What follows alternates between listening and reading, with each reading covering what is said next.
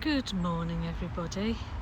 I'm doing a video just to show the difference a decent amount of rain and sun can make on the garden.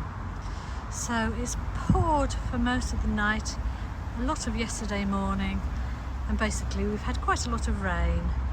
And I'm starting at the bottom of my slope where I have my 2 leaf collecting bins. That's just a rubbish collector for daily use. So here we have leaves that have been, we've got I think it's called, what's it called? It's an oak that doesn't lose all of its leaves in the autumn. It just loses its leaves gradually over the year and replaces them. I used to know the name of it, it's fallen out my head. And this is my other leaf bin, which is sort of being turned into a mixed economy compost at the moment.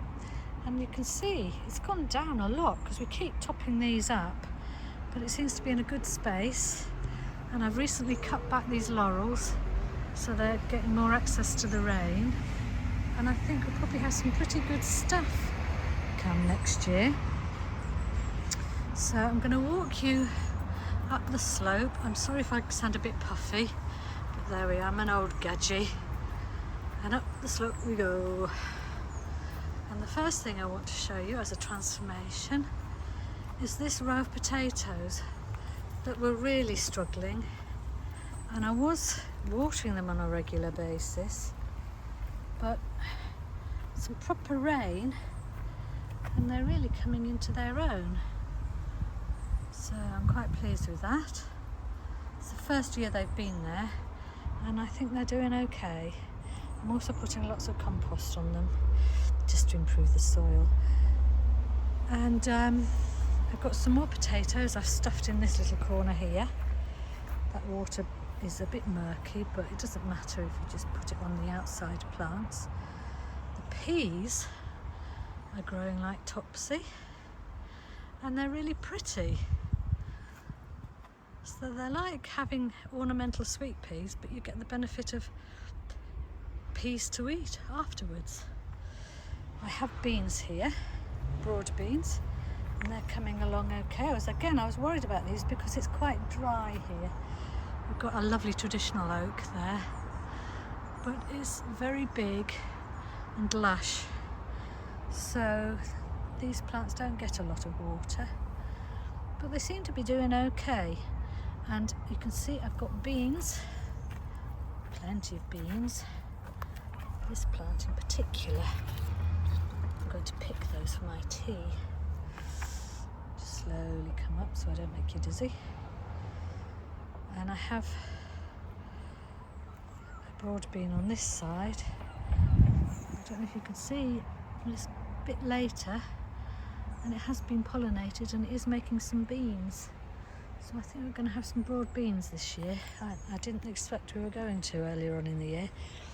These are my friend's potatoes and they are absolutely magnificent. He says he's put a secret ingredient on them and taps his nose and gives me a wink, so I don't ask. I have pongo beans growing here and pongo beans growing along here and strawberries coming on. So none yet ready to eat, but they have been pollinated. Oh, hang on a minute. What do I see here? I think I can pick that strawberry, give it a bloody good wash and have it as my mid-morning snack. My onions I'm really pleased with. They are doing very, very well in this new bed that was really 75% of it was made in February, so I'm quite pleased with that. And we have blueberries here that I think have been pollinated. Ooh, will they come into focus for you? So we'll just wait and see what happens. Perpetual spinach is doing really nicely, and The marigolds make a lovely splash of colour. The swede have done magnificently well. Again, this is because of all the rain we've been having. Because there aren't any trees overshadowing this bit to speak of. There's some honeysuckle and some bamboo, but it's not blocking out so much of the light, so they're doing all right. The rhubarb, well, of course, the rhubarb is loving this cooler temperature and lots of rain, so we're excited about that. And as I walk on up, I've got my tomatoes out, and I've taken off the protective netting because they have started flowering, and I've been twirbling the little flowers to try and help them pollinate. And it is a really nice spot against this wall, and then nothing above the wall, so they're going to get plenty of sun through the summer. Some more little flowers there. So they are mixed varieties. There are 3 Roma and 5 cherries, because that Roma there died, so I knocked its head off actually when I was planting it out. Rookie error. So I put a replacement in, and of course I didn't label the replacements because I didn't really think I'd need to use them, so who knows what it will be.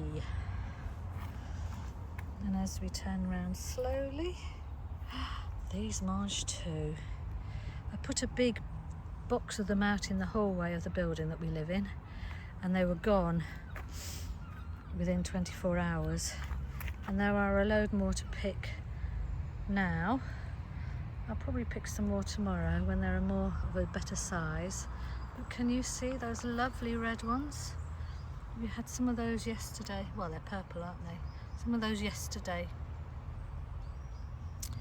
Very, very quickly put in boiling water and then taken out again. And they were delicious and so crunchy and succulent. I'm a real fan because mange two are easy seeds to save, they're easy plants to grow, and they are so rewarding. They give you so much back. I don't have a secret ingredient for my potatoes, so although they're looking quite happy, they're not romping away like my friends, but that's okay. I think they're still looking quite healthy, and we'll carry on like that. I've learnt that if the leaves go yellow, and I think there's a little sign of yellowing leaves there, I need to put some Epsom salts down, and that will sort it all out. But they've all come up and they're all looking okay, and these are my beetroot. I'm not going to walk along that, it's a path I've made, but I'm not going to walk along it because it's a bit ropey when I get to the end, how to get back onto the main path. So we'll just climb up here and walk along up. Now my garlic is just about ready to come out, and when I pull that out, I've got some purple sprouting broccoli on the go to put in there, but it's not quite big enough yet to be safe from demolition immediately by slugs. I've got this empty bed here, and I've got some broccoli that I'm going to put in there, and I don't want to be kneeling on this wet ground at the moment, so I'm going to do that when we have a little bit of a drier day, maybe later in the week. The nasturtiums I planted out have greened up. There's a rogue potato I moved to there, and the flowers are really pretty. So that will be ready soon to pull up. The carrots are doing fantastically well. There's a few weeds in there, but I don't know if you can see. Can I show you? I don't think I can I? There's another row of later carrots that are coming up because they've really liked the rain. These are spare onions that I put in when I had lots of leftovers. So I just stuck them in, and there we are, they're growing. Another potato I just stuck in as a random. More blueberries. This plant actually looks a lot happier than the other one further down, so I shall look into what the difference might be, because they were planted on the same day. And those are my herbs: oregano, thyme, mint, sage, with a lovely spike of flower. And that is a Brussels sprout that grew from a root of sprouts that I grew last year. So I've stuck it under there because this area is going to be my Brussels sprout area later on in the year when it's time to plant out the seedlings. So there we have some more perpetual spinach and onions and nasturtiums, and under the bottom cover are my mini cabbages, and they seem really healthy as well. So it is amazing the difference that some decent rain combined with warm weather and soft light, but bright soft light, will do for growing the potatoes growing out of my compost. So I've let them do that. I don't think I'll be short of potatoes this year. Compost is rotting down very nicely, and once these potatoes, I think that is a weed. Oh, it's a beetroot that's going to seed. Anyway, once these potatoes are ready to pull out, then I will empty out this bag and that bag, salvage what's ready to salvage, and put the rest back in the bag to rot down a bit further. And because we had such heavy rain, I've adapted my seating area. Not a sitting out type of day today. This is my sack of wood, leaf mould. It's got little carrots growing in there that I sowed ages ago that aren't getting much light now, but I'm hoping that once all these leaves are died back, they'll get some sun and grow. That's my hope anyway. Doesn't matter if they don't, it's just an experiment really. But yes, all this has got is, I think it's got a bit of bloodfish and bone meal and leaf mould in it, and look at the healthiness of those potatoes. We'll be pulling those up or leaving them in the bag, haven't quite decided yet. And that is now just about full of water that I've saved from rainwater.